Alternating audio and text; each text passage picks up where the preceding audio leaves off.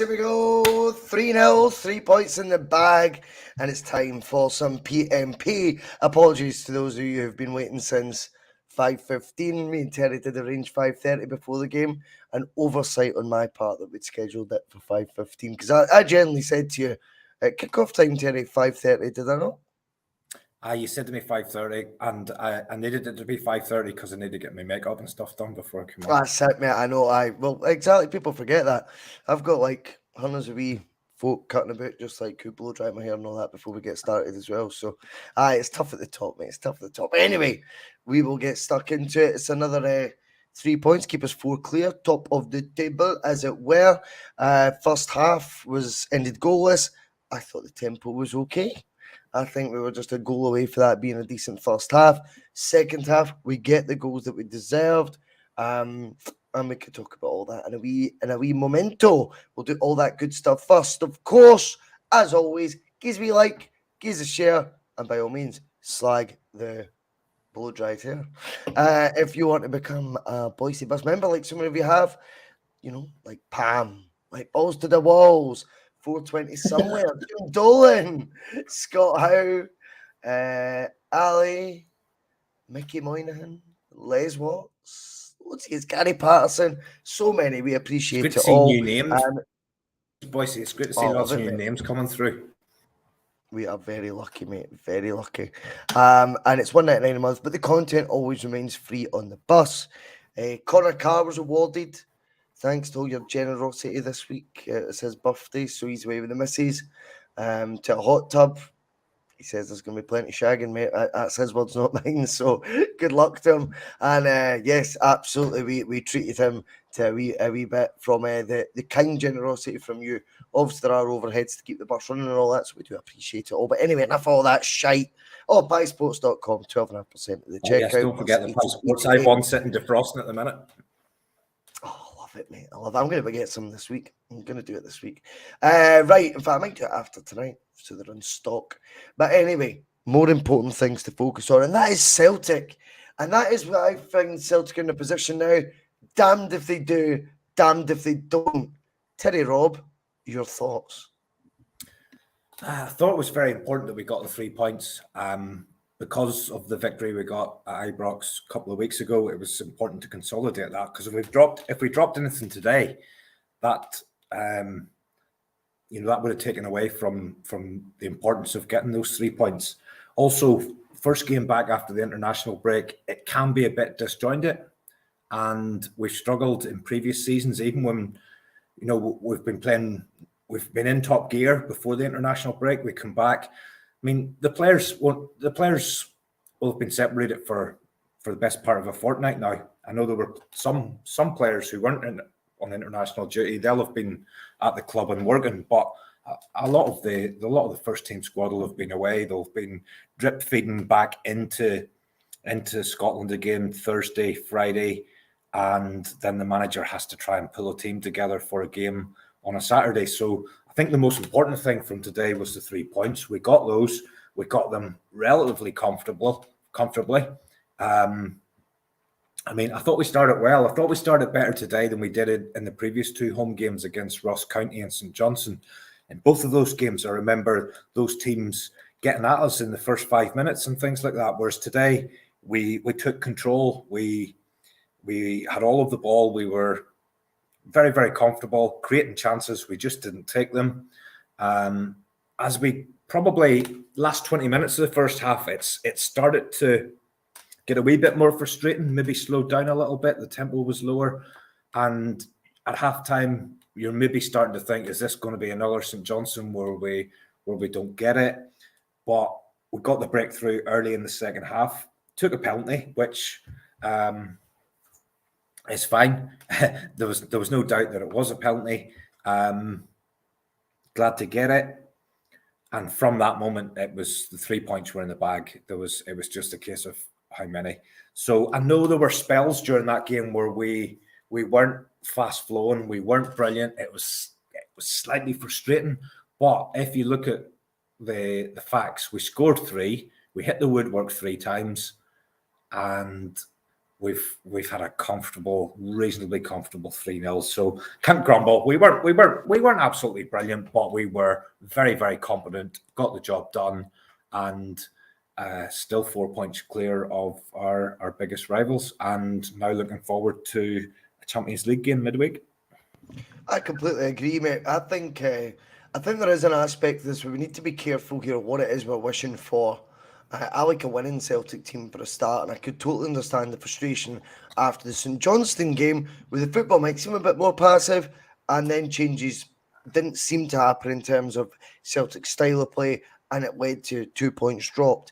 Today, I felt we started on the front foot. Whilst we didn't score, I did feel we were knocking on the door. I did like the way Nat Phillips instantly seemed to become the sort of what Cameron Carter-Vickers would like to be when he plays, and that is comfortable both sides with the ball at his feet on either the left or the right foot, confident taking it forward, composed, and trying to make incisive passes. Not always was it a square ball that was being looked for in that first half at all from Celtic. I know often is this easy narrative, not even lazy, but easy narrative that everything's safe and under Brendan, it's all possession based. I thought we gave the ball up a few times in the first half because we were trying that more direct ball. Not necessarily over the top or anything, but there was a lot more forward thinking in terms of the build up for the back. And I didn't mind the intensity. I've got to be honest. I think a lot of people will just look at the 0-0 and then associate it with Brendan Rodgers and go, oh God, it's drab, it's boring to watch. And for me, I think we're damned if we do, damned if we don't. A wee bit under Brendan right now. Did you see Rodgers? Did you see the manager's comments post match, Bhoycie? No. No, go on.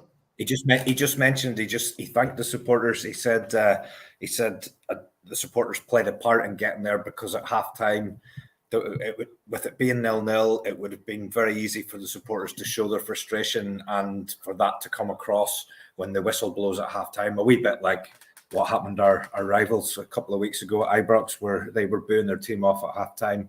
He just said the supporters showed a level of maturity that they didn't start to get on the backs of the players, and he said that does make a difference. It does help the team when you're not coming off. There aren't boos, there aren't whistles and howls and all that kind of stuff. I don't know what it was like in the stadium. Obviously, I'm just watching on TV, but he did mention that in his post-match comments. What did you think about the lineup, Bhoycie? Just whenever you see it coming through, were you surprised at the centre-back pairing? If you have a look at the lineup, I felt who had the better game at Ibrox? Was it Lagerbielke or was it Scales? If he's went on merit in that last display, Scales wanted his start. Nat Phillips was brought into play. I'm good with that. I'm good with that. If you come in and you're playing well, it doesn't matter if you're a £500,000 signing from Shamrock Rovers or a £3 million signing from Sweden or whatever. If you're in and you're doing the business, then the jersey's yours. I'd just be really interested to see what Cairney goes with on Tuesday night. Yeah, no, I get that as well. But I do definitely feel that like the opinion of Brendan, if it's been based on the display at Ibrox, and I agree with it. I thought Scales was the more commanding centre back at Ibrox. Therefore, it would have been pretty harsh not to start him. Nat Phillips, we just need to make an exception of the rule to, based on the fact that he's came in a 5-month spell because of the absence of such a dominant player for us at the back in CCV. So, and that you knew that Nat Phillips was the natural sort of guy who's coming in to be the more experienced, a sort of leader at the back. He's going to play. That's why you only sign for 5 months. It's because you expect him to play when he comes in. And I thought that would happen. And then it was going to be a shootout between Lagerbielke and Scales. He's went for who played better on the last match. For me, that's fair. I don't mind that. The only other, I think, potential sort of pondering I would have had before it would have been whether he'd went to accommodate Scales, sacrifice Greg Taylor. That's where I thought he might have gone down that road, which would kind of been playing it safe because Taylor, in particular, really didn't play well in the last game or particularly this season. And I think that would have maybe been an easier option, if you like. But instead he's went, nope, I've got a direct shootout in the position. I'm going to pick the one that I choose. And that's fair enough. The midfield, I think a lot of people were probably pining for Atati to come in. Hattati's had an injury problem. Brendan also doesn't. He's very clever with his words, and he'd said something about it being a difficult summer for Hattati and things like that. And I think we all knew he was referring to the fact I think his head had been turned. There's obviously an agent in his ear that's telling him there's clubs interested in things like this, and he wants him now refocused back on Celtic. We know that Celtic are now working on a new deal for Rio Hattati. They're trying to get an offer into him now.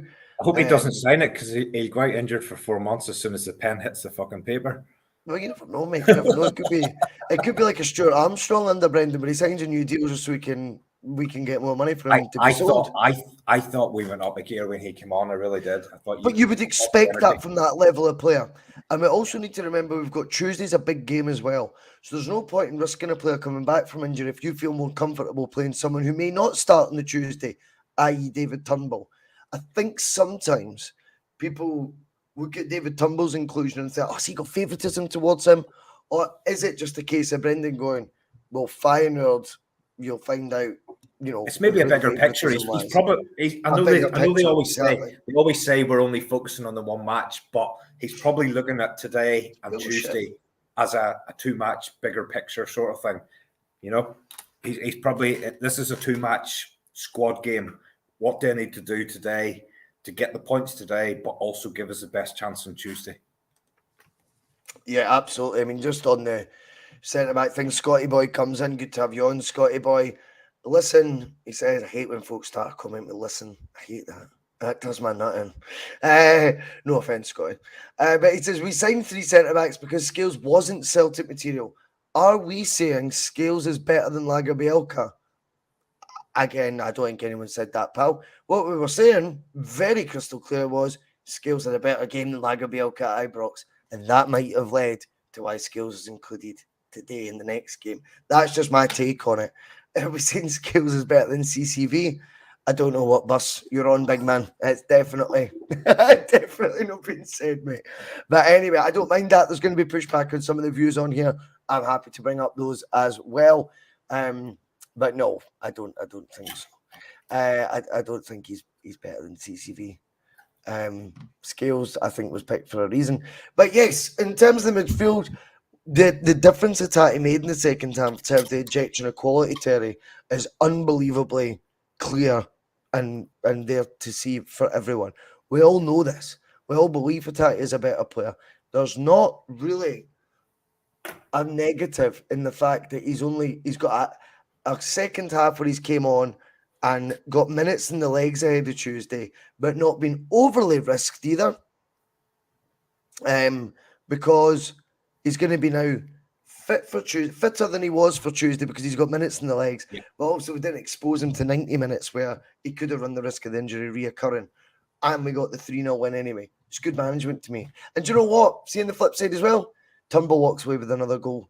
And his confidence still high. Even if he were to be the one who's sacrificed on Tuesday, he still will be coming on with a good mindset because he affected outcomes at the weekend. I don't mind that either. I think when you've got a player of Hattati's ability, it's also sometimes unfair to be comparing those who might fill in his shoes, you know what I mean, in his absence, like to the same standard. We know this. And also, I think it's very important. I think it's also very important to remember when you want to cast everything back to the transfer window, for example, and the underwhelming nature of that, we can't have our cake and eat it and expect worldly performances from the Celtic side you don't think has been strengthened enough. You don't think the players on paper, we've had loads of debates about it on the bus as of late with the live chat about when you see the squad on paper, is it Champions League ready? Is this really what's called a summer of strengthening looks like? Then we've got to then flip that and go, well, when we've now got that to deal with game to game, 3-0 home to Dundee, with a couple of players maybe still to come in for Tuesday, isn't the worst outlook overall. We're doing okay right now. I think as well, we are warming up a wee bit under Brendan. I think we will get stronger as the season goes on, even with the current crop. Tuesday will be a real acid test, though. You know my thoughts in the window, Bhoycie. I made it clear in the post match after the Rangers game. You know, probably in in my head, I allowed my anger.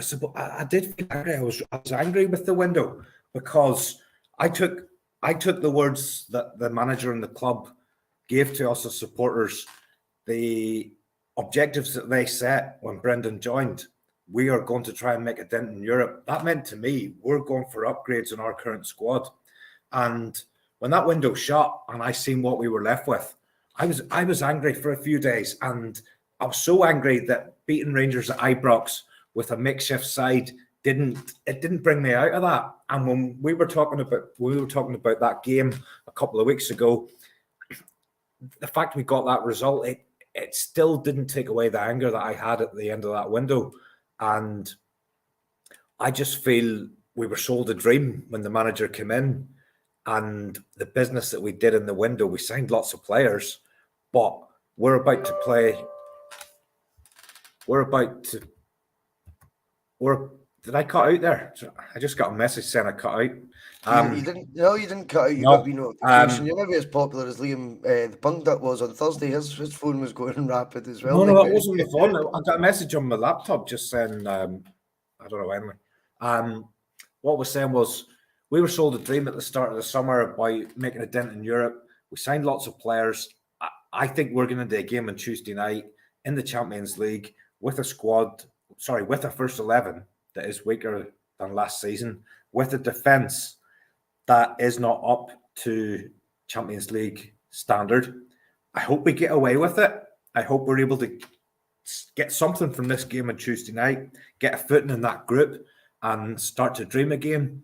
I just let my anger get the better of me and I didn't enjoy that victory over Rangers at Ibrox as much as I probably should have. And on reflection, I should have just gone mental and got pissed that day. And a public apology from Terry Robb, ladies and gentlemen. I love it. I was thinking bigger picture because a lot of the stuff that I've watched online over the last couple of weeks is focusing on we're 4 points clear of Rangers, Mickey Beale's a tit, and all this kind of stuff. But some of the conversations you and I are having towards the end of last season is, are we going to continue to judge ourselves against our old rivals, whatever version they are, or are we going to be a standalone Celtic Football Club trying to be the absolute best that Celtic Football Club can be? And if I want to buy into the latter, then I was expecting a lot more from that window. And let's see what the boys that are there do. I do share your view because I know you said the other night you expect us to do better than last year. I'm very hopeful we'll do better. I think we'll get more than 2 points. Do we do enough to get out of the group? I think it's a strange group, and I said this before. I think the draw that we got gives us a much better chance of first place or second place than we've had in a long time, but it also gives us less chance of third place because there's no team in there that I would consider weaker than us. So some of the other groups that were available, if we look at when there was only 2 groups available at the end, I actually wanted us to be in with Barcelona and Porto because I thought it's not the most fearsome Barcelona side, by the way, but I thought we could have a chance against Porto. And then the third team that was in that group, I thought was a team that I would expect us to get more points than. So we got Feyenoord, who were probably the weakest team in pot 1, but we got one of the strongest teams from pot 3, which kind of evens it out a wee bit. So I think it's a tough group. I really do. I think all the teams are capable of taking points off each other. I do think we'll come out with more points than we got last season. And I hope you and me are sitting on Tuesday night toasting at least a point. If we got 3 points, can you imagine? I'd have to. I'm not even going to say it on here in case I do ring in second Wednesday. I love it, mate. Well, Tuesday looms now as well, and that is the thing. I mean, I'm gonna take your point and run with it a wee bit as well about the contrasting or comparing that you're saying with the rivals. One of the reasons why is today was quite interesting that the games are sort of back to back essentially, Terry. I watched both, and I don't know if that can change sometimes the prism you then watch the second game from, no matter what order it is, I suppose. But because I watched their game first, then watched us, and my instant reaction first half, and I think a lot of people are talking about how we really clicked in second half today and we looked far, far better. But in my opinion, the first half was already such a marked improvement from the 90 minutes I'd just watched right before it, that maybe that's making me think we were better than we were, right? And I'll take that on the chin if that's the case. I'm not entirely sure.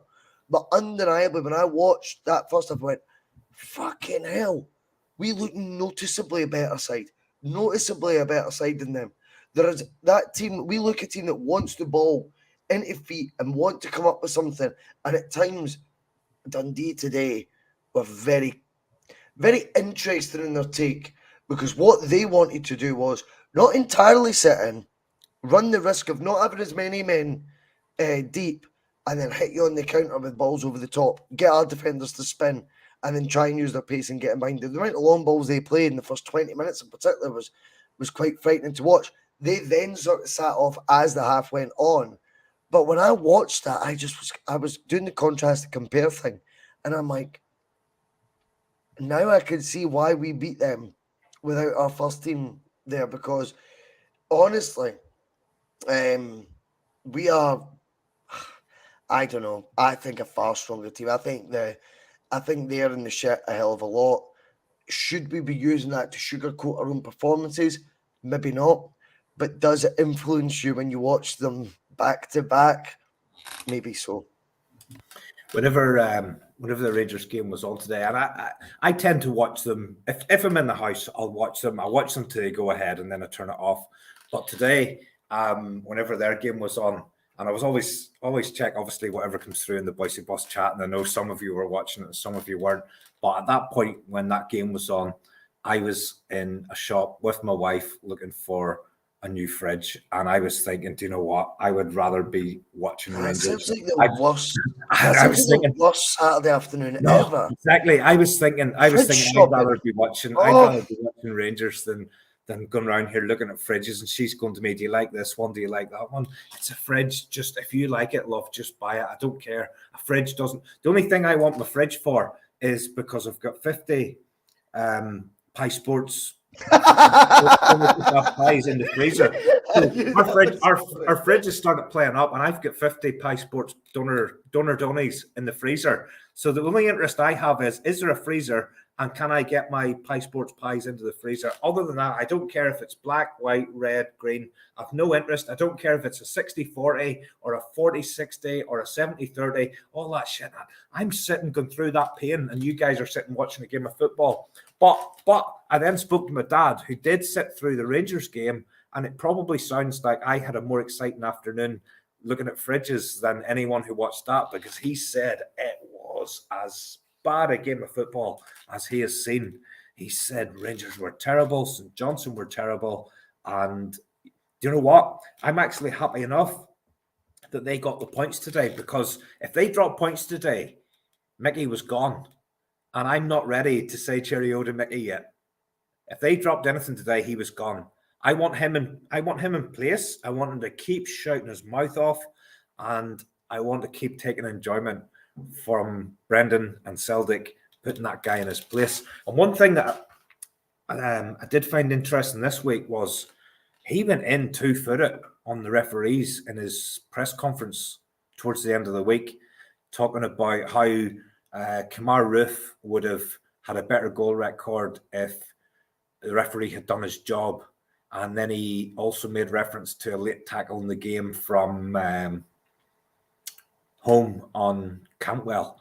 Now, if that was Neil Lennon or any Celtic manager making comments about a referee, Crawford Allen, he'd be straight on. He'd be straight onto the TV. Where's Crawford Allen now? Mickey Beale can say what he wants, gets away with it, but I'm not ready to say cheerio to him. He's giving me too much of a laugh at the minute. And if they dropped anything today, he was gone. He was gone out the door.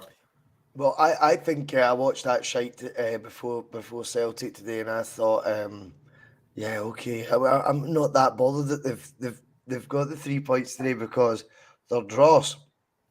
Let's keep him in situ as long as possible. You're absolutely right. Back to Celtic though, second half, forget the 3 goals, Terry. Penalty, no penalty. You've already kind of said it was a penalty.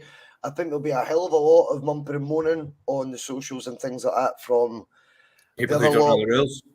Yeah, people don't know the rules. I think he's won the penalty, is what I would describe it as, though, as opposed to how do you word this? I think David Turnbull's looked to win the penalty. I think that the only reason he's put his body like that wasn't to ever control the ball properly. He's got his body in the way, knowing he'd be fouled, if you like. It's not because he's won the penalty. That's the way the game which is. I totally get. And again, I'm not opposing that. I'm just trying to give you how I'm viewing it. I was at my kids' training last night. Bhoycie, I was at my kids' training last night, under 12s, and they were just training amongst each other, but they were playing a game at the end for the last 20 minutes. Young fella dribbles past the defender. Defender goes in with a strong challenge. Young lad gets off balance, manages to stay on his feet, tries to hit the shot, but can't make contact because he's just been so off balance. Coach stops the game, tells the young lad off for not going down. I'm sitting in the car and I'm going, right, that doesn't sit great with me. Now, these coaches are brilliant, and my lad plays in that team, and I love the team, I love the coaches, but I'm sitting there, and I actually, one of the coaches was standing in front of the car, and it was pissing, so I was in the car as opposed to being outside, but I rolled the window down, and he said, why did you not go down? And I said, I think that is disgusting, you telling the kid to go down. He said, if he doesn't go down, he doesn't get it. He didn't score because of the tackle. If he goes down, he gets the penalty, that team score. He said, in a match, we need him to go down. And I'm going, I don't like that. It doesn't sit right with me, but that's the way the game is nowadays. And David Turnbull hasn't done anything wrong. He's bought it. He's played for it. He's got it. It's part of the game. It's now. It's a tactic. I don't like it, but I'm not criticizing that. As I say, I'm just saying for balance. I know there's going to be a hell of a lot of people that are going to, that don't support Celtic. They'll say that's never a penalty in a million years. And particularly after the Lagerbielke incident, they're going to try and contrast and compare those two things. But from my point of view, I just think what he's done is he's won a penalty. He's put his leg and he's put his body in a position where he knows I'll be taken here. And it looks really bad, probably worse than what it is in terms of a foul. I don't mean injury-wise or anything like that, or aggressively. But it's just a well-won penalty. That's all it is. He gets up and he scores it, drills it down the middle. Old Henke trick, that old Larson trick. I don't like down the middle. I do not like down the middle. I just don't. I just prefer pick your spot in the corner, get it in the corner, can't save it in the corner. If the keeper stands up and just stands there, how bad does that look as a penalty? Just one really quick one though, Russell. Marc had made comments in the Rangers game, and I was unsure. We talked about it. The time where Botland pushed Kyogo and the ball was outside the box, and we weren't sure. None of us were sure what would actually happen there if the referee decided to focus. I think that would have been a penalty, even though the ball was nowhere near the penalty box, because the ball wasn't in the box today. But you can't do that at any point in time, can you? You can't just push someone over. No, do you remember the one? Do you remember the one with the Livingston player sort of hit Kyogo as he was running out? And I don't think the ball was in the box then. I think that might have been the penalty that Giakoumakis missed. Do you remember the one towards the start of the season? Yeah. I think that one, the Livingston player, he hit Kyogo as he was running out.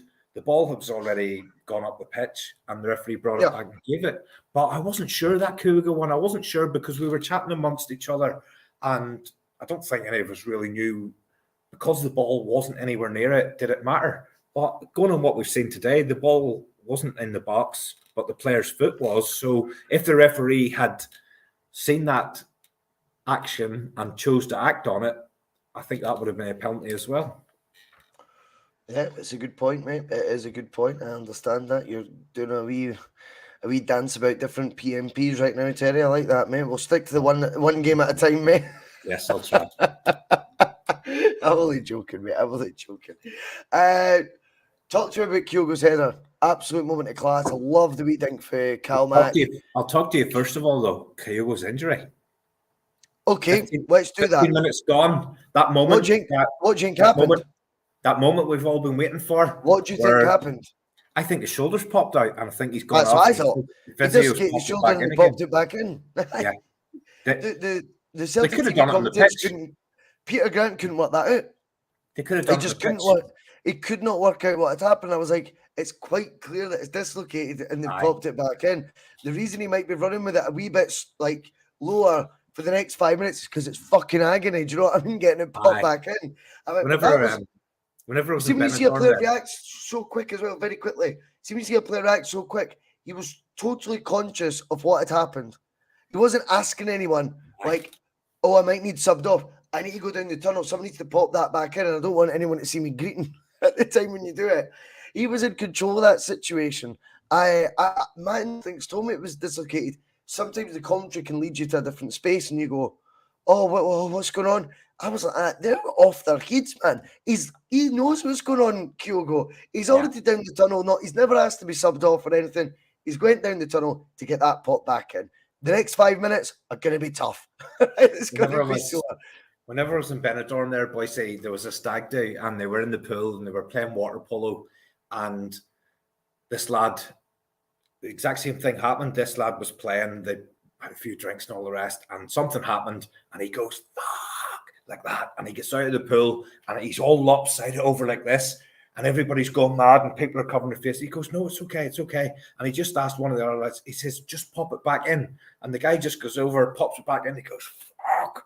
And he says, I need a couple of minutes, I'll be okay. So he took a break, 2 or 3 minutes, back in again, straight on. So I was just thinking, you know, it's like, we've talked about this moment as well. And again, Mark's one of the ones that's going every time Kyogo goes down, you're just thinking, oh no. And when you seen him standing there and it's the shoulder, and you know he's had issues with the shoulder, and the manager's already said he needs surgery, you're thinking, this is another 4-monther. And you're starting to, and my head was already going, this is why Bhoycie keeps talking about another striker, isn't it? Because if Kyogo's out for 3 or 4 weeks or 3 or 4 months, all we've got's with Maida as backup. But once I seen him come down the tunnel and we didn't bring a sub on, I knew it was just going to be plug it in again and go. CJ, listening intently today, starts with, listen, tongue in cheek. I like that, CJ. I like a bit of power. He says, keeping Kyogo on was brave management. I would have subbed down. Then Kyogo was responsible for the second and third goal. I think sometimes the good thing with having an experienced manager as well, Terry, is he'll allow players to trust their own body as well a wee bit. Yeah. Kyogo's not a wee boy. He's not Mikey Johnson getting the old treatment. You know the one. I know the one. Terry. You know the one. Have you got it there? Have you got it? Yes, love that. Love that. Love that. Well, a 21-year-old Mikey Johnson says his hamstring's okay. Just get me on, Gaffer. And within a minute, he pulls up injured. I think with something like Kyogo at 28, if he's popped his shoulder back in, it's going to be agony for the next 5 minutes. And the physio who's done it's probably sat behind me and going, he'll be fine. His next 5 minutes might be lively, but he'll be fine after that. Do you know what I mean? Is it brave manager? Just a bit of experience for Brendan. That's what I think. And experience from Kyogo as well. You asked me about the goal, though. So let's talk about the goal. Sort of deflect on that. The goal, absolutely amazing. I think the header was beautiful, but I think the timing of the run was the key to it. So the pass from McGregor's perfect. The timing of the run from Kyogo, if you watch it, he's just onside and no more. And the timing leaves him standing there with only the goalkeeper to beat. And he's a small guy, but absolutely perfect header. And then, as you say, he then had a hand in the goal that came afterwards as well, which was the O'Reilly goal, which was very, very similar in ways to the finish that he had in the Aberdeen game, just coming in from the other side. So now Kyogo played a big part today. And again, in that Rangers game, I didn't think Celtic were brilliant, but I thought that one moment of quality was from him. And see, again, thinking ahead, we're going to the Champions League. If you had to put your money on someone producing the moment of quality that gets us something in this game on Tuesday, again, you're looking at the same guy. Proud Boys comes in. It's great to have you on the bus, mate, with your wee silly. What? Am I in the left or are you in the left? It's a strange wee avatar thing he's got. It's a wee like cartoon thing. Did you draw that yourself, some of your wee crayons? He wants to know, is that a bird on the left? Strange question. Am I in the left or you? I'll be talking about me because you'll never seen hair like other than a short back and sides, the big man. But listen, Proud Boys. He's maybe seen birds with beards like mine. You leave, Proud Boys. My advice to you would be leave the patter to me, son, and you stick to drawing your wee doodles of wee scarves in your face and that because, aye, we'll leave it there, mate. But great to have you on the bus.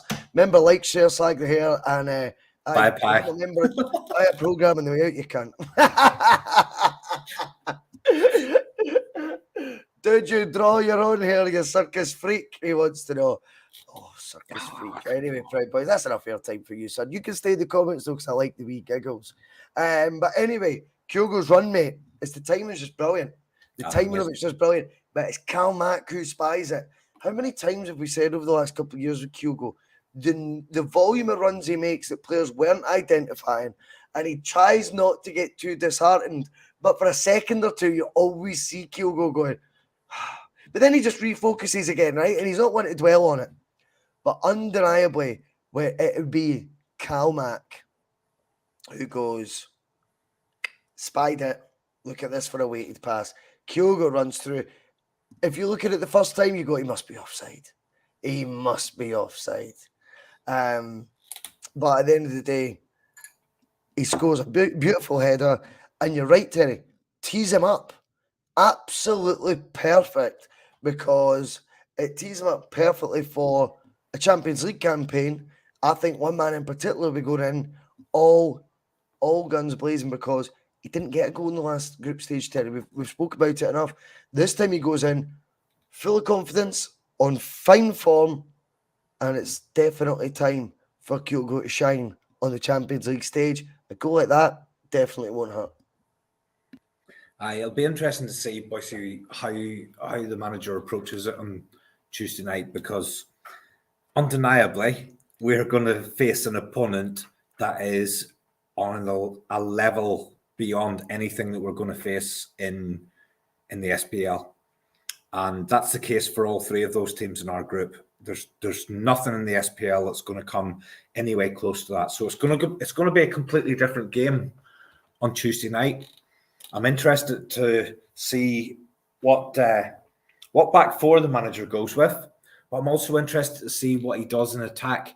How does he go? Does he still go with Kyogo in the middle and the two wingers? Does he go for a more pragmatic approach and maybe not play attacking players in those positions? I just don't know. I was keeping an eye on the Feyenoord result today, just out of interest. And they were just the 6-1 today, weren't they? Well, they were 3-0 up within 20 minutes, and I was sitting watching thinking, right, well, they've got the job done nice and early. We're still 0-0 at this stage. We're going to have to put a bit more legwork in to get the points than they have today. I mean, Kyogo plays. My thoughts around the European games, I'm thinking away from home in Europe, I've this thing where I'm thinking Maeda could be a real weapon in these away games in the Champions League, even as a centre forward now. But he won't play centre forward, because to do that, you would have to leave Kyogo out, and we won't do that. We're not going to change formation. We're not going to suddenly move to a 3-5-2, because if that was in the manager's head, he would have done that ahead of Tuesday night. He's not going to go in there with a new formation that he hasn't played with the guys. I kind of thought maybe away from home we'd try something different, where we might go with a back three, we might go with defensive players on the right and left, and we might flood the midfield, and we might play with one striker. But I can't see that happening. I think on Tuesday night we're probably going to go with very, very similar formation to what the manager's played so far, which will be back four, two holding midfielders, or 1.5 holding midfielders, a number 10, and two wide men in the centre forward. But Kyogo's going to play. I would say he wants to make his mark in the Champions League. I'd say that's the next bit that he's got to do. he's come in, he's played Japanese football, he's come across to Europe probably at a late enough stage in his career, 25, 26, something like that. You just had to put that up, didn't you? You'll frame that one. That'll be up beside that on air. You'll look at that. Sean Mayer and CFRM 1888 are getting all the Bhoycie Bus membership money. How much would that be worth if I could get both of the people named? I've paid them fortunes to send those comments. No. If I could get you and Paul John to sign that would be amazing, wouldn't it? But no, Kyogo, I think he's got to make his mark. This is it. He's come across to Europe at a late enough stage in his career. He's made us fall in love with him at Celtic. He's very much respected across the SPL from other teams. I know that. But he's back in the international fold. He's back in the international fold, but the Champions League is still a level up. And how good are that Japanese team, by the way? That's twice they've beaten Germany in a year. Yeah. And do you know what as well though with Kyogo? See, to be fair, when did Henrik get his first Champions League goals in his career? You know, like the same stage. 29-30 would have been the same stage. I think we're just getting him, just coming in at the right time. I think for whatever reason, Kyogo's career and Celtic have it's just a marriage that's happened at the right time. The stars have aligned to this one, Terry. And I think that, Russell, what's your gut feel? Do you think Ange asked the question about him? I would be surprised if he didn't. Or has Ange leaving? Has there been a thing, right, go ahead, you do what you need to do. You ain't taking any of these guys. I would be surprised, given that they lost Kane, if he didn't ask the question. I really, really, really would. They signed Brennan Johnson for 40 to 50 million quid. Brennan Johnson, who plays for Wales. I would be surprised if Ange Postecoglou didn't ask the question of Celtic, what does it take for me to get that guy? What's your thoughts on that? I was surprised when we got him on a new deal because I was thinking there's more chance. I thought going into the summer, I thought the one player we're most likely to lose here is Kyogo, given how things have played out. Well, he seemed like Angie's sort of little teacher's pet. Ange's man. He was I get that. But notwithstanding that, Kyogo signed a new deal very early, Bells, with Celtic. And that seemed to be nipped in the bud pretty early on that, well, try now because we've put him on that new deal. And I don't know, maybe again, do you know something? Maybe there is a decency to Ange where he's went, look, I'm not here to shaft you. I'm not going to come back this summer and try and raid the team. Like, we created something. And I'll leave that like to the cuff's gone.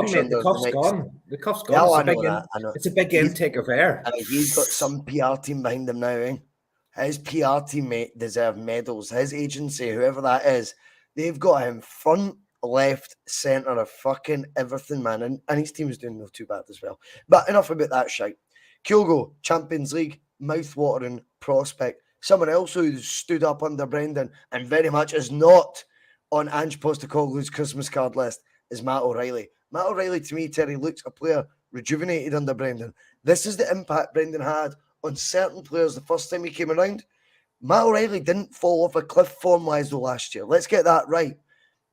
Celtic, for whatever reason, because we're always a fan base so laser-focused on Celtic and every little nitty-bitty aspect of them, nitty-gritty bits that, you focus on negatives, positives, way too much both ways when it comes to Celtic. That's just because we've got such emotional investment in it, and I get that. But you do tend, Terry, mate, you're smelling that like it's a fucking hip. No, I smelled it because I wasn't sure if I'd poured a new one. I wasn't sure if what was in there needed a mixer or not. That's why I was smelling it. I couldn't remember. I'll have a large vodka in my double vodka, please. But yeah, but I do feel that Matt O'Reilly's one where you can look at and going, he looks like he's got his buzz back for playing for Celtic, suddenly scoring goals again. But I don't think his form was as bad as made out by fans. I think we go round the houses at times of who's the scapegoat. And he had his spell last year where he needs dropped, blah, blah, blah. Aaron Moy, blah, blah, blah. Gives peace. Matt O'Reilly over Aaron Moy every day of the week for me. I don't care what anyone says. I'll stand by that till the cows come home. But I watched his finish today as well. For someone who struggled to find the back of the net last season, Terry, another composed finish from Matt O'Reilly.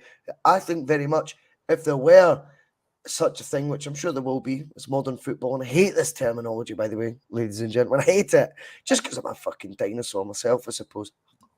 But I think he'd be part of a leadership group if there is one at Celtic now, Matt O'Reilly, at such a young age. You talk about new contracts getting dished out to someone like Hatate, who's made it clear his long-term future won't be at Celtic. I think O'Reilly's one you could start convincing of. Would you be interested in a Cal Mack sort of career at Celtic? I think he wouldn't be that far removed from that, or that opposed to the idea, like many modern footballers are. Yes, he may have ambitions that would be in a bigger league than the SPFL, but also may start thinking the grass ain't always greener. And I think he looks someone who's definitely found his poise again at Celtic, found a place, an important role in the team, and he just looks to me re-energized again. Like this manager has worked his magic on him mentally. And I think O'Reilly is a player that we can look at now as very much stepping up. It's really fine margins though, Bhoycie, because he scored a couple of goals this season. If he hadn't got those goals, his performances were probably quite similar to what. No, I disagree. Goals change everybody's perception on everything. Again, I don't want to keep harping back to it. People felt he didn't score at Ibrox. No, but people felt that game at Ibrox was good because Celtic scored and we got a goal. I thought that was a drab game. Celtic score most games. One moment of quality. Matt O'Reilly was probably playing last season most of the time at a similar level to what he's playing now. This season he's managed to find the net a couple of times, but last season he was having more shots than anybody. The ball just wasn't going into the net. And I think Rodgers and O'Reilly, I think we're saying the same thing. Rodgers and O'Reilly are a good fit because he's a classy operator, Matt O'Reilly, and Rodgers is a classy operator as a manager. And I think those two will flourish together. But I still think there's a lot more to come from. I think there is another level in Matt O'Reilly. And if he stays at Celtic... I don't think he feels up for it though, Terry, doesn't he? To me, it just looks like O'Reilly's went, new challenge, new manager, and there's a freshness about him that I'm really liking. I think you're right, though. There is another level to go to. But I think we're in a space where with Rodgers, he will go to that next level. I definitely think it's a marriage made in heaven, that one. I think we started to see him take steps towards that next level when the captain was out last season. That was the time. That was the time I feel Matt O'Reilly played his best football for Celtic. I think he's not far off it the way he started this season. But if you ask me what was his best spell in a Celtic shirt, it was when the captain was out. It was when we were all sitting going, what are we going to do? McGregor's injured. McGregor will not be back till after Christmas. What are we going to do? Matt O'Reilly just stepped up to the mark, took responsibility. He was superb in that period. And it almost felt then when the captain came back again, he kind of went into his shell a little bit. And then people were starting to criticise his performances and he's not all that. And I couldn't care if an offer came in, take the money, blah, blah, blah. So we know what's in there. What we want is we don't want to have to wait till McGregor's out of the team for O'Reilly to flourish and step up and take it to the level that he's capable of. We want both of them to do it at the same time.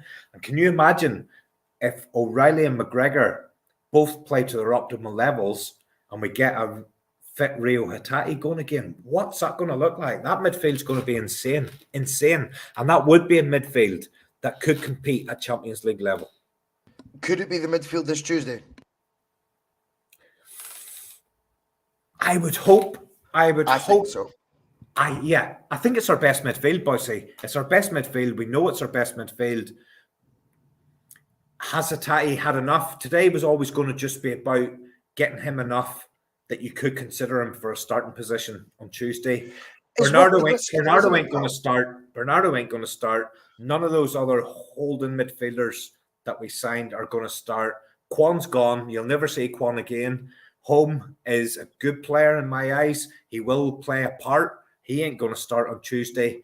It's O'Reilly, McGregor, and it's has Hatate done enough? It's Hatate or Turnbull in my head right now. Hatate starts. It's those three in the midfield. Yep, I agree, and I think it's worth the risk as well.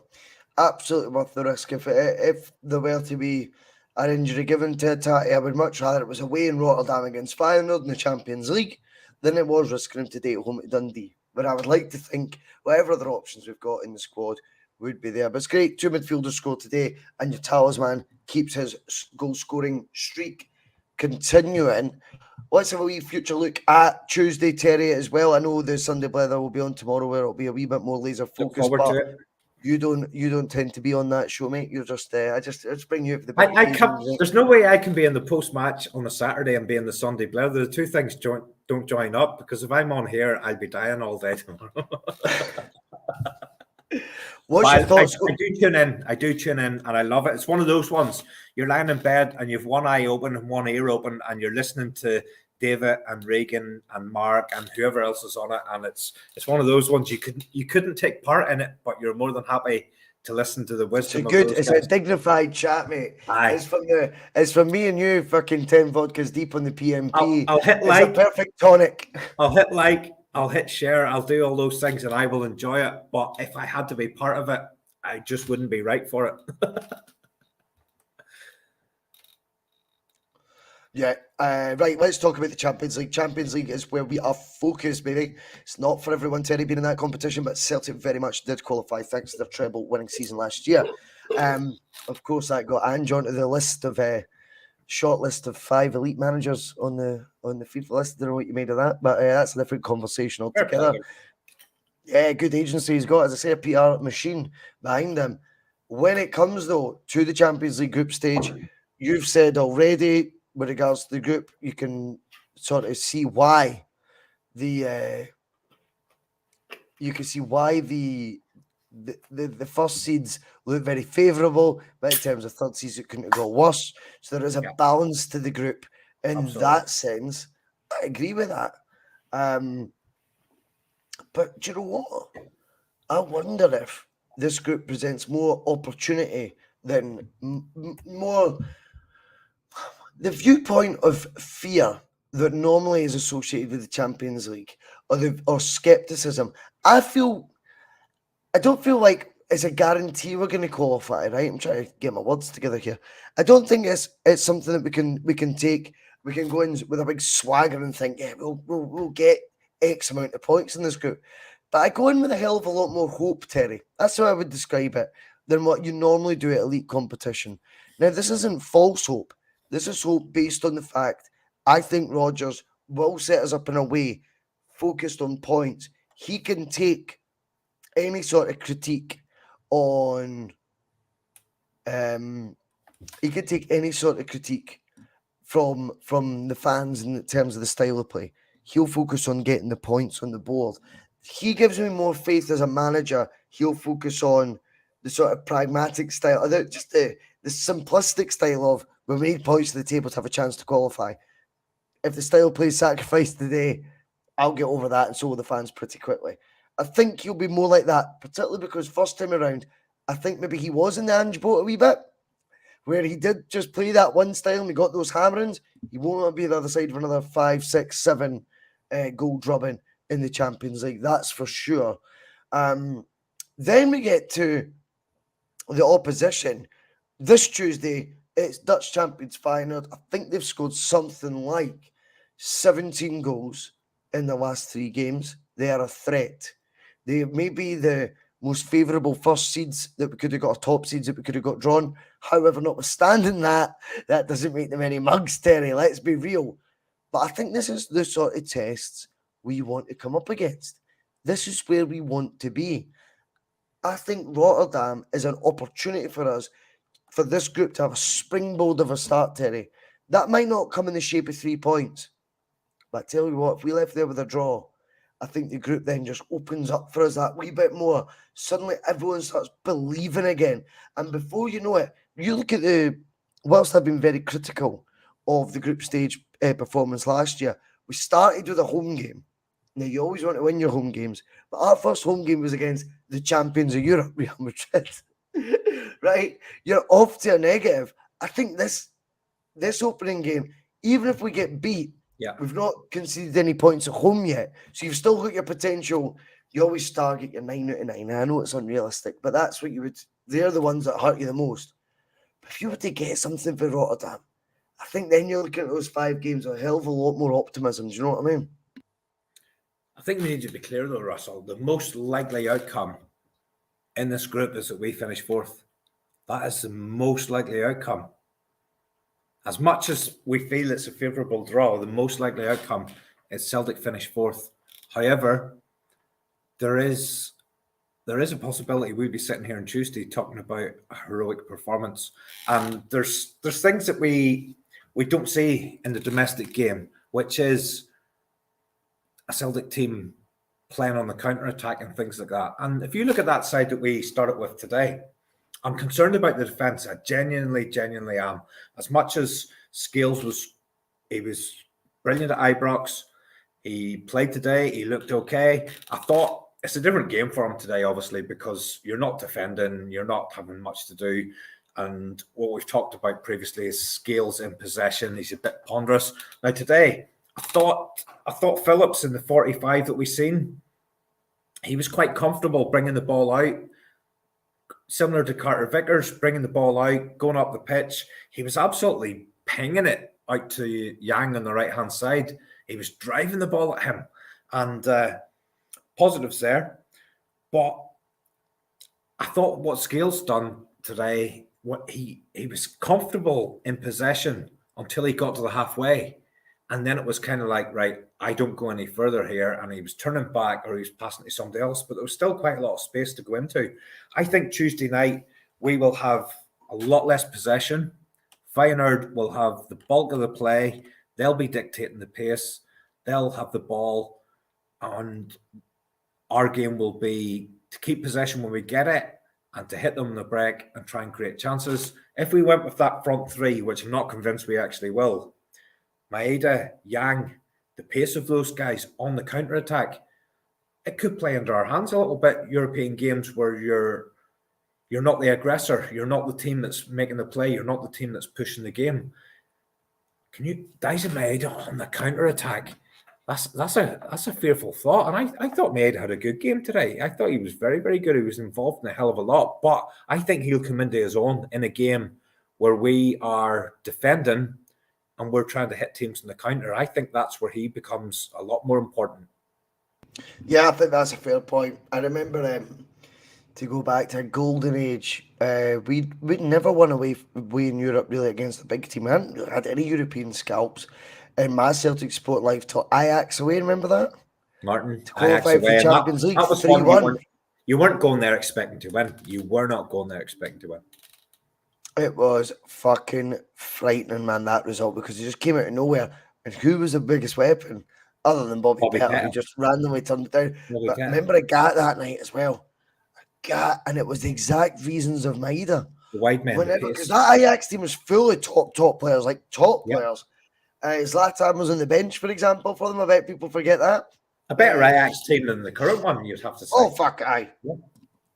And a Gat became this amazing weapon for us, and he could just stretch a back. Like, when we then get an opportunity on the ball, Terry, I know what you're saying about possession, but there might just be a get it and get in behind these bats, because they're going to press us high. As you say, they'll come with an expectancy level on them. They're a team on fire at the moment. Dutch champions, scoring goals for fun. They might play a hell of a lot, well, they will play a hell of a lot higher up the pitch than what we are accustomed to in Scotland. And we might go, do you know what? Yeah. Fuck, sacrifice all the keep ball stuff. You, Kyogo, Maeda, make a bomb for it. Yang as well. And someone, when you look at those McGregor clips that he can do over the top, just extend that by 30 yards. See if there's grass in front of Maeda to run into, mate. He'll outrun any player. He will outpace any player. Once he's in goal, fuck me, it's still a lottery, right? It's still a lottery. The ball will end up in Rose Ed or top bins. It is one or the other. But notwithstanding that, I think there is weapons there that Brendan might be going, Celtic could turn into a very, very effective counter-attacking team in this competition. If we look at that midfield that we've talked about, Bhoycie, McGregor, Hatate, O'Reilly, all 3 of those are capable of the killer pass. Hatate more than any player takes risks. He He takes risks to try and play the killer pass that sets up a chance. O'Reilly, more than capable. You see McGregor today, but when we're playing domestically, that pass becomes an eye of needle pass. It's either perfect or it's not going to work. But as you say, if they're making the play, they're pushing their fullbacks on.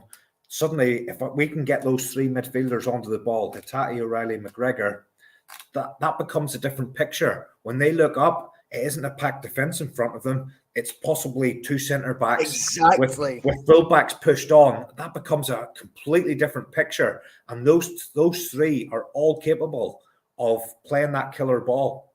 So, yeah, do you know what? It's going to be difficult, but I'm not going there. I'm not thinking we're going there without hope. I'm thinking we'll be up against it. It'll be a different proposition than what we're used to, but it might just play into the hands of the players that we've got in our squad right now.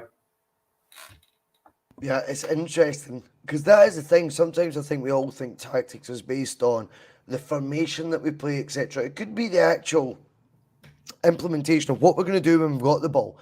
Are we going to try and slow the game down, keep the ball, slow down the tempo, let them lose their sort of impetus in the match?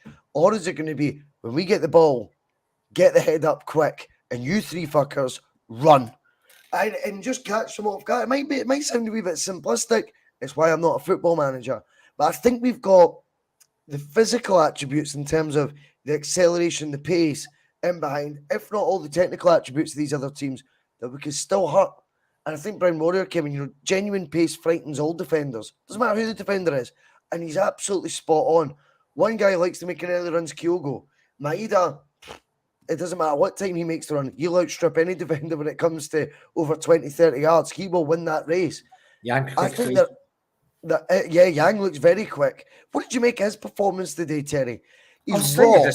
He's raw. Slightly disappointed. Yeah, because we've seen in his cameo appearances, he's come on, he's looked dangerous. Today he gets the start. He was okay. Okay. He looks to me very much someone who's rough around the edges that we're going to need to definitely work on, right? But it is exciting. It's exciting when a player like that gets the ball and you know every single time he gets it, he's going to go at his man. How many wingers have we had over the years where they get the ball and their first instinct is to turn back and play the safe pass? So do you know what? He might not have had a great game today, but he's a player that I want to see. I want to see somebody get the ball and go at the fullback, take him on. And like I say, we've had other players that they just take the safe pass, and yes, they keep possession. They don't actually create a great deal. So I'm okay with Yang. I actually see if you ask me. Were you surprised Palmer didn't get the start? I don't think Yang will start during the week. I don't think he'll start. Who will? I don't know. Were you surprised Palmer didn't get the nod today? I thought it was an opportunity. No. Is the reason he didn't play because he was playing? He was away. He only came back yesterday afternoon. So he's a new signing. He's a new signing towards the end of the window. Meets his colleagues. Doesn't play at Ibrox. Heads off for 2 weeks. He couldn't have started today. He comes back. So how much of a problem does it become this buying players from every corner of the world? Where we've obviously got the Asian Cup, I think, in New Year as well, which is obviously going to affect us big time. That's becoming a bit more concerning with Kyogo being in the Japan team. Yeah, of course. And it's not just that. It's not just that. When you've got other players, when they're going into these international breaks, and it is crossing, going halfway across the world and things like that, you've literally just made a reason for a £3.5-4 million winger not to be able to start now 3 weeks in the door because of his international exploits. And that happens about 4 times a season. That's going to happen 4 times a season. Exactly, which is why I said at the start, these games have caused us problems in the past, and it can be disjointed because this squad have not been together for the last 2 weeks. They've been all over the world, dotted all over the world. Players are coming back Thursday, Friday. Today wasn't brilliant, but I'm more than happy to take a 3-0 and 3 points and get that one out of the road because it's not easy. It's not easy. Dundee will have had 2 weeks to prepare for today. They'll have had a plan. They'll have all their players in training every day. They'll have worked on a plan to try and stifle us, try and keep us out. That squad that we had together today, they'll probably have had one training session Friday afternoon to try and come together and come up with a plan to go for that game today. And that's just the reality when you've got players from all over the globe who are internationals. It'll happen 4 times during the season, probably. The Asian Cup's a different one because that's players going away for 4 or 5 weeks, depending on how successful their team is. Of course. That becomes a concern if Maida, Hitati, Kyogo, O all go. If they all go, that means we've no centre forward. If Kyogo goes, we've no centre forward. If O goes, that's our backup centre forward. And if Maida goes, that's our third choice makeshift centre forward. So if all 3 of those are gone in January, we either need to have a substantial lead, or we need to bring somebody in at the very start of the window. Which should have been done when you had the whole summer. Yeah. It stares you in the face because then, do you know what happens, Terry? You sign someone in the January and then they don't play anyway. We put Mikey Johnson up front. And do you know what the reason will be? He needs a bedding in. You've signed somebody in January. What they'll say is, they'll need a bedding in period. You need to get settled. And you're like, that's what the whole point of a summer transfer window is for. I've never seen anything like it in my life. I think we'll be gone, Bhoycie. I think in terms of the domestic game, I think we'll be out of sight by then. So we probably could get by Abada coming back playing centre forward or Luis Palma or something like that. I think domestically we'll be fine. The other side of it would be if we're still in Europe, which I distinctly hope we are, we're probably not playing again till, depending if we finish in 3rd and we go into Europa League, we have a playoff game, which I think is probably middle of February. So who knows? But what do you think, Bhoycie, to this? I think the manager expected a goalkeeper to come in. Just looking at what he talked about in his media appearances, the language he was using, the numbers he was talking about, I think there were 2 more players that he expected to come in that didn't come in. I think one of them was definitely a goalkeeper. And for some reason, I just have a hunch there's been rumours over the last week or so about us potentially having made a move for Kelleher in some capacity, probably alone, most likely. I wonder, were we talking to Liverpool about that goalkeeper? And it didn't materialise, but because we were talking to Liverpool, they put it on ice. Because we were talking on ice for a year. Because we were in negotiations with Liverpool, that's how Phillips came up at very short notice when we needed a player. We were able to get him in with very little difficulty. Conspiracy theory with Terry Robb. I love this shit. Is that because there was already strong negotiations going on? Liverpool decided, man, we're not letting this lad go. That lad's nearly 20. That lad's 24, Bhoycie. That lad's not a kid Phillips anymore. is 26. Hey? And Kelleher's 24. Kelleher. I mean, he's not a kid. So is he gonna take Alisson's shirt in the next 2 or 3 years? No. Is he going to be happy sitting as number 2? No. I hope. Have they put it on ice, Terry?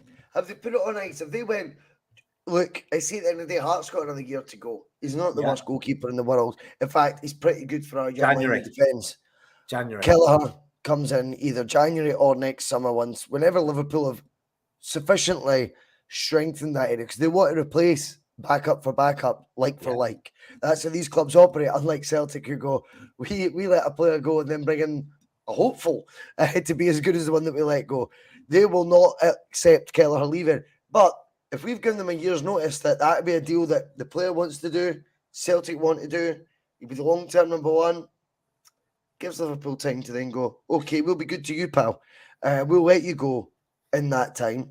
But what we'll do, that gives us the notice period, so if you like, to go and get someone else in to add Nat Phillips to that mix. I love it. Yeah. I love it. I'm just saying, we were in negotiations with Liverpool. We needed a centre back. Nat Phillips has been hanging about for his whole life. He's the Liverpool version of Stephen Welsh. Possible. I mean, I wouldn't be surprised. Kelleher will have his pick. If he leaves Liverpool permanently, he will have his pick of any team that's not in the top 6. But then we've got agent Nat Phillips there, mate, telling him how great Celtic is. But listen, but Alisson isn't at the start of his career. is there potential there for one of these 18-month loans where he comes in January, we get him for half a season, then we get him for the next season, and then Allison moves on, then Kelleher goes back to Liverpool?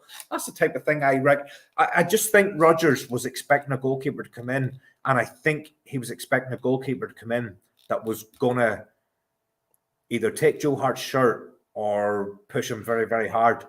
And I also think he was expecting a left back to come in. So I think we were too shy. I think the manager was expecting them.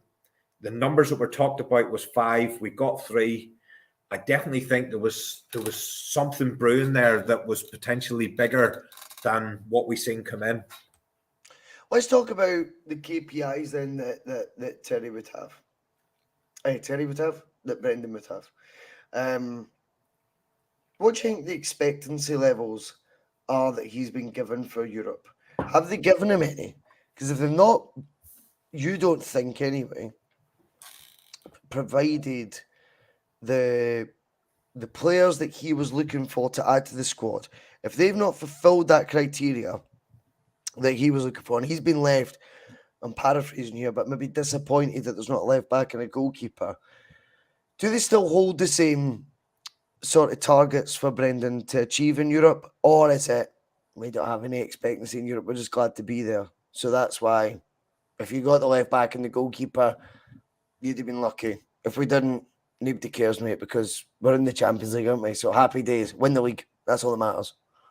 What do you think the expectancy level on Brendan is for the Champions League going forward? Because it does begin Tuesday. And now, normally in any walk of life, you have targets in your role, in any job. This isn't, just isolated to football. So in each aspect of your job, every aspect of the role, there's certain targets that you've got to kind of meet. When it comes to the European column, if you like, what are these KPIs in Europe? And if they were, say, we would like to see the club in Europe beyond Christmas, just say, for example, it was that, in any form, then surely the positions that you've just identified there would have been achieved by the board. So if they've not been achieved, it tells me there's a very, very low bar in terms of what the European expectancy level is. I would guess it's try and win a game out of 6. I think that's where the board's at. And that suits them to set low standards because it means they can get away with not then fulfilling the managerial demands in the transfer market. I think it has to be more than that, Russell. If you put yourself, but then you would have to back the manager, Terry. Put yourself in Brendan Rodgers, right? He's a very, very clever guy. He's very, very media savvy. Okay, he has come out himself and he has talked about he's not here for the domestic. He is here to make a dent in Europe. He said it himself through. So he's not going to set that expectation for himself if that is not what's expected of him. So if the expectation of him is dominate domestically and Europe's a bonus, he's not going to come round and set that. He's not going to talk to the supporters about making a dent in Europe unless that's what the expectation is of him. He's not going to set a target for himself that he doesn't think is achievable. But has that been done before they've had that conversation? Because clearly, Terry, based on what you said 2 minutes ago, they've not given the manager said tools to achieve those targets. No, I don't believe we. The manager can't go. An owner of a business can't go, I want you to hit those targets, but I'm not giving you a computer to do it on. Say it's an office job. You're not getting a laptop though. You just got to just come up with it yourself. That doesn't. So I think they have whatever they've said to lure him in hasn't necessarily been the demands that they're putting on him. It hasn't played out. So I think therefore he's not actually under as much pressure as what you would like him to be under almost as a Celtic manager. No, I want the Celtic manager to be under pressure from the board to go, we want to be here. We want to be in Europe. And the manager to go, sound, let's do it. Let's go all in. I think Celtic board have went, by the way, see all that chat when you first came in? Like Europe and that. It's all a bonus. It's all a fucking bonus. You'll be lucky if you get a left back, you bastard, and stop moaning. You just don't know. You know what? No, Bhoycie, because I'm going to hold it. I'm going to hold him to it. He sat there in front of us and he said, I'm here to make a dent in Europe. See if we come out of these 6 games and we're sitting with no points, 1 point, 2 points, that ain't going to work because he has told us he's here to make a dent in Europe. I do have a feeling, Russell. I have a feeling there must have been deals that we were working on that he was confident would get over the line. For whatever reason, they haven't happened. The guys that have come in, let me read it. The guys that have come in, right the there. guys For those that have come listening, in, very quickly, for those listening on audio, CJ comes in saying, get there so we can flash our knickers at the super rich clubs. So it looks like we're mingling with the top totty. And then they'll spend a fortune on one or two of our players. That is the club's aim. Terry, the guys that have is come in, CJ Russell, off the money there? I don't know. It goes back to what I talked about earlier. We were led to believe something was going to happen under Brendan Rodgers' reign, that we were going to be ready to do better in Europe than we did last season. We play our first Champions League group game on Tuesday night, and our starting 11 is not as strong as it was last season. And last season, we got 2 points in a favourable group. So either the manager has to make up the difference with his expertise, or the objectives that he talked about when he did his press conference, they were totally unrealistic. Or that was the intention, but something's happened in between times and he hasn't got what he needed for those objectives to become realistic. Our starting 11, Russell, is weaker than it was last season. I think that's fair. Our manager is stronger. I did think I convinced myself of that. I did convince myself of that. As you're going to be blindsided by a guy working with, 50 million, 60 million. I know that, but Brendan that guy will get more than 2 points he's in the also up champ. against teams with players that cost 100 million and 100 Brendan million. in his second season at Celtic will definitely get more points than 2 points to the Champions League. Brendan in his first season back at Celtic will get more than 2 points to the Champions League. I did not expect our previous manager to make the impact that he's made. I did not. He's a hype machine now as well, though. He's got a big wave of by the way, managerial, see, football-wise, tactically, love it. It's great to watch and stuff. But he's also got this mad, force of nature. Everybody's eating out of his hand. Everyone's eating out of his hand. So Robbie Williams is fucking sitting singing to him. Jesus. This is all agency work. He's got a PR team behind him right now. He did a 15-minute thing on TalkSport with Simon Jordan and Jim White. They're usually trying to be controversial. Oh yeah, love it, Ange. Love it. They're not getting results in the pitch though. The agency people don't get the results in the pitch. I'll be honest with you. I expected him to go down there. I expected him to try this kamikaze style of football. I expected him to be gone by end of October. Does that fucking plastic modern football down there love now, Terry? They watch all the media stuff. They see all the PR. So they become as gullible as anyone. And they're like, did you? Ange could walk in and say, just run faster, mate. All right, it's genius. It's like, fucking hell.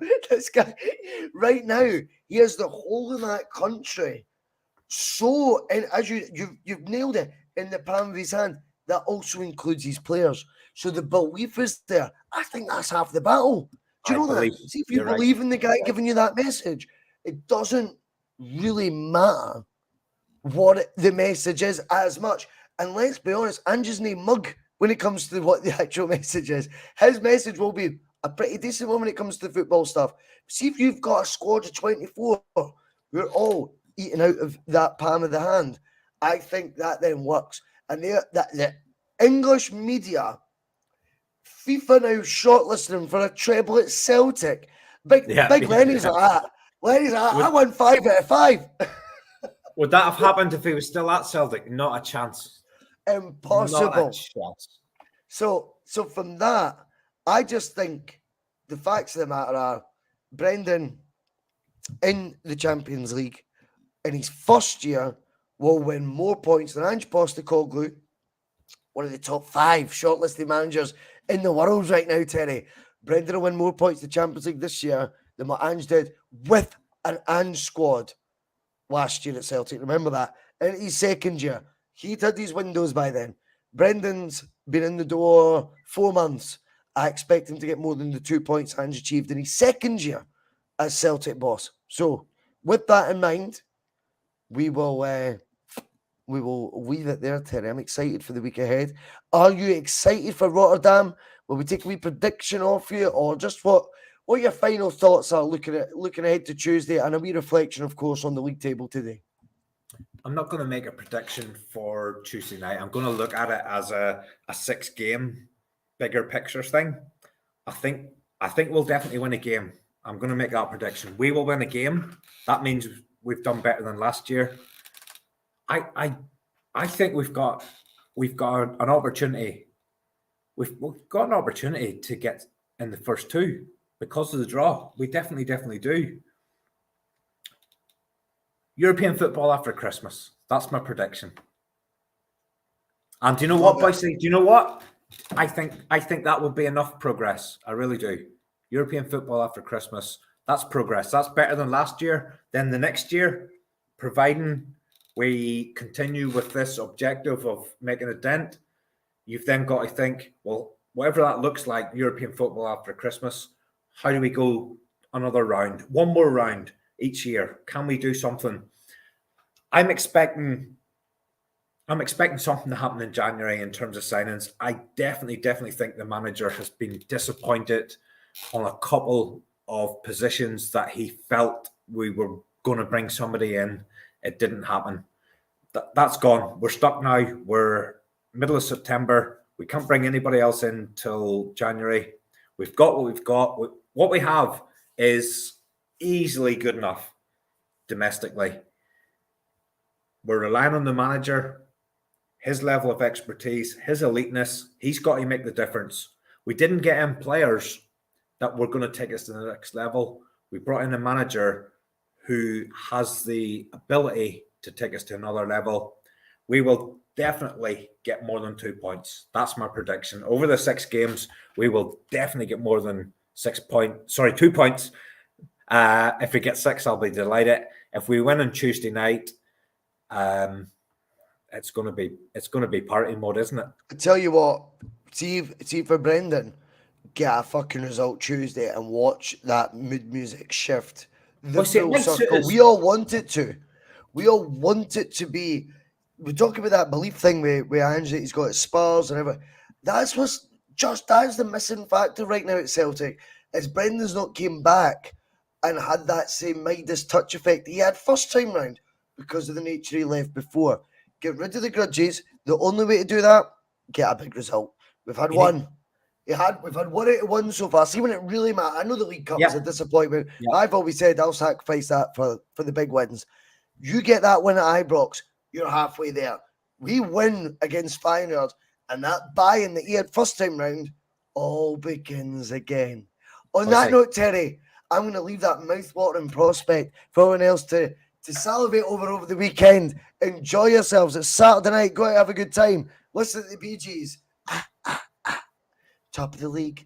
Thank you, everybody.